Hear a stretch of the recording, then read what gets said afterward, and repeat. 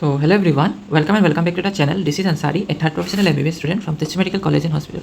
So I hope you all are doing good. तो आज के इस वीडियो में हम लोग डिस्कस करेंगे रिगार्डिंग द आसाम नीट 2026 का सीट मैट्रिक्स क्या है, 2026 में कॉलेजेस ऐड होंगे या नहीं, और डॉक्यूमेंट्स क्या क्या लगेगा नीट 2026 के लिए, और एक्सपेक्टेड कट ऑफ कितना हो सकता है depending on the seat matrix. ठीक है, so let's start with the video.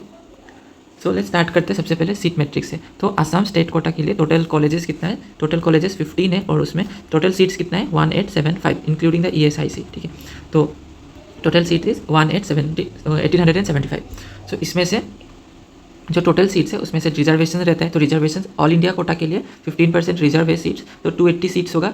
और सेंट्रल पूल कोटा के लिए 6 सीट्स रिजर्व है, और नॉर्थ ईस्ट कोटा के लिए 12 सीट्स रिजर्व है, और रॉयल भूटान कोटा के लिए 5 सीट्स रिजर्व है. और इस नॉर्थ ईस्ट कोटा में क्या है, नागालैंड और मेघालय के लिए सीट्स रिजर्व है.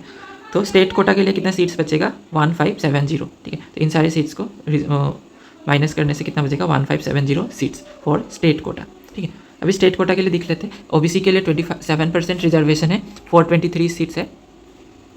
SC कोटा के लिए 7% सीट रिजर्व है, 109 सीट्स. ST प्लान्स के लिए 10% it is 157 seats. ST hills के लिए 5% it is 78 seats. EWS quota के लिए 6% इट इज़ 94 सीट्स. PWD के लिए 5% it is 77 seats.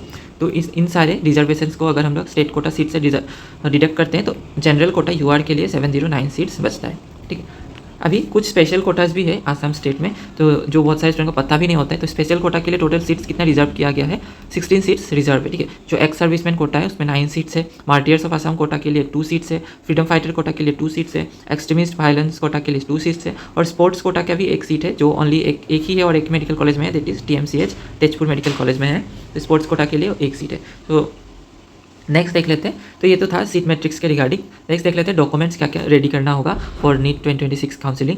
So start करते हैं from the basic level. Class 10th का क्या क्या लगेगा, क्लास 10th का मार्कशीट, एडमिट कार्ड और पास सर्टिफिकेट होना चाहिए ओरिजिनल. देन क्लास 12th का क्या चाहिए होगा, मार्कशीट, एडमिट कार्ड और pass certificate in original form. Next चाहिए होगा नीट का admit card and it should be colour xerox चाहिए होगा. नीट का मार्कशीट भी चाहिए होगा after the result. Then photo चाहिए होगा, जो आपने नीट एडमिट कार्ड में फ़ोटो यूज़ किया है, पासपोर्ट साइज फ़ोटो, वही फ़ोटो आपको चाहिए होगा फिर से काउंसलिंग के टाइम में. फिर आपको चाहिए होगा सिग्नेचर. नेक्स्ट आपको चाहिए होगा कास्ट सर्टिफिकेट. अगर आपका कोई कास्ट है जैसे कि OBC, SC, ST, देन आपको कास्ट सर्टिफिकेट चाहिए. अगर आप जनरल है तो आपको कोई भी कास्ट सर्टिफिकेट नहीं चाहिए. EWS सर्टिफिकेट चाहिए अगर आप EWS कैंडिडेट हैं. नेक्स्ट आपको चाहिए PRC, परमानेंट रेसिडेंस सर्टिफिकेट. ये बहुत इंपॉर्टेंट है, PRC परमानेंट रेसिडेंस सर्टिफिकेट.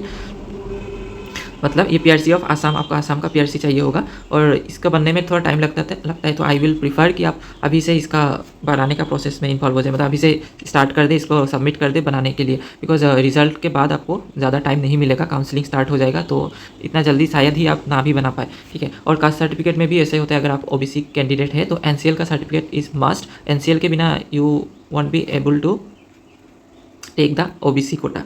ठीक है, आपको NCL चाहिए ही चाहिए. ठीक है, तो NCL में भी बनने में टाइम लगता है, तो आई विल प्रीफर कि अभी से स्टार्ट कर दे. देन ID प्रूफ चाहिए होगा. ID proof you can use Aadhaar और voter ID.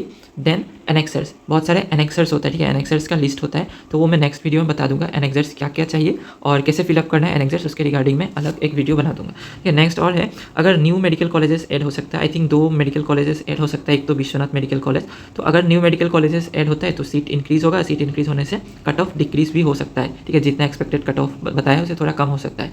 So I hope this video has helped you. Thank you everyone. Thank you so much for watching this video. If you have any doubt, you can ask me in the comment section. Thank you.